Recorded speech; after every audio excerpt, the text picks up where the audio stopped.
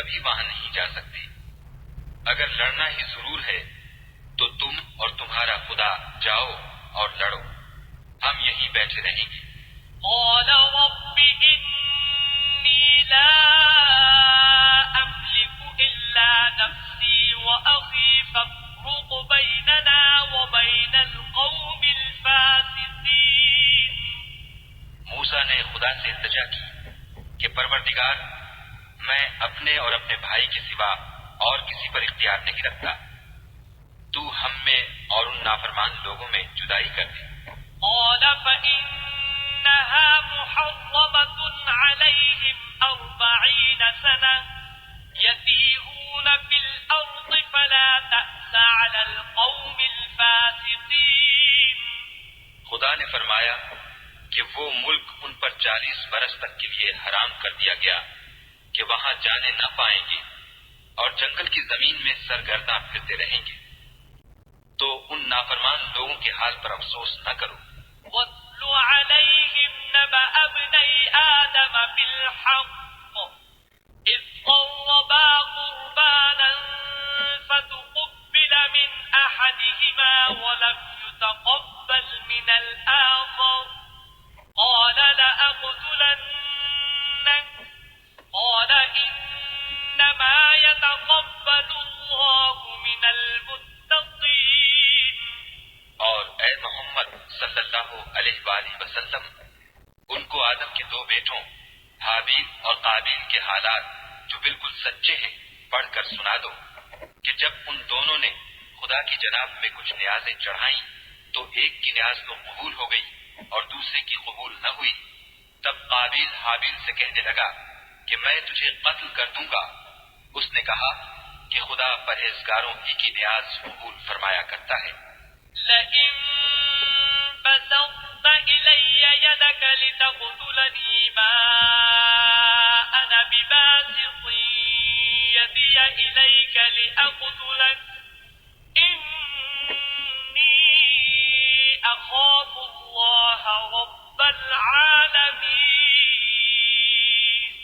اور اگر تو مجھے قتل کرنے کے لیے مجھ پر ہاتھ چلائے گا تو میں تجھ کو قتل کرنے کے لیے تجھ پر ہاتھ نہیں چلاؤں گا، مجھے تو خدا رب العالمین سے ڈر لگتا ہے۔ إني أريد أن تبوء بإثمي وإثمك فتكون من أصحاب النار وذلك جزاء الظالمين۔ میں چاہتا ہوں کہ تو میرے گناہ میں بھی ماخوذ ہو اور اپنے گناہ میں بھی، پھر زمرہ اہل دوزخ میں ہو، اور ظالموں کی یہی سزا ہے۔ فطوعت له نفسه قتل أخيه فقتله فأصبح من الخاسرين۔ مگر اس کے نفس نے اس کو بھائی کے قتل ہی کی ترغیب دی تو اس نے اسے قتل کر دیا اور خسارہ اٹھانے والوں میں ہو گیا۔ فبعث الله غرابا يبحث في الأرض ليريه كيف يواري سوءة أخيه قال يا ويلتى أعجزت أن أكون مثل هذا الغراب فأواري سوءة أخي فأصبح من النادمين۔ اب خدا نے ایک کوا بھیجا جو زمین کو ریتنے لگا تاکہ اسے دکھائے کہ اپنے بھائی کی لاش کو کیوں کر چھپائے۔ کہنے لگا اے ہے مجھ سے اتنا بھی نہ ہو سکا کہ اس کوے کے برابر ہوتا کہ اپنے بھائی کی لاش چھپا دیتا۔ پھر وہ پشیمان ہوا۔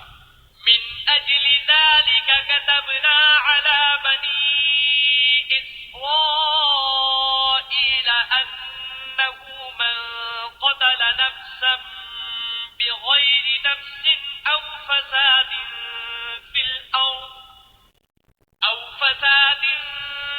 في الأرض فكأنما قتل الناس جميعا ومن أحياها فكأنما أحيا الناس جميعا ولقد جاءتهم رسلنا بالبينات ثم إن